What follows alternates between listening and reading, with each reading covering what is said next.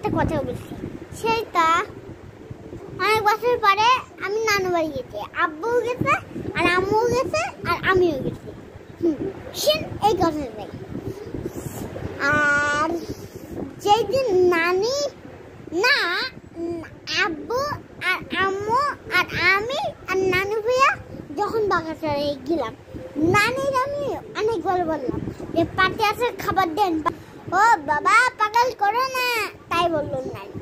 তারপরে যখনই আমরা বাগাচারে গেলাম, ওমা নানির কাছে শুনলাম যে পাটি আসতে দিকে পুকুরে।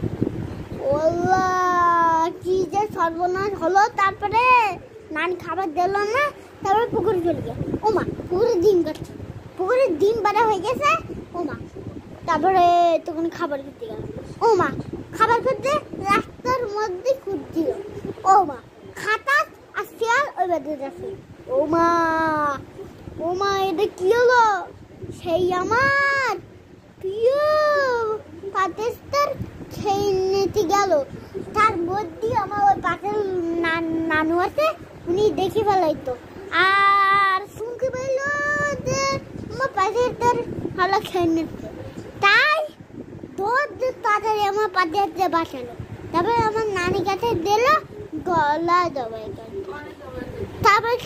তারপরে আমাদের খাওয়াইছে। শুনলেন আজকে মতন কথা শেষ। টাটা, আবার এখন কথা বলি কালকে সকালে। ওকে, থ্যাংক ইউ, টাটা।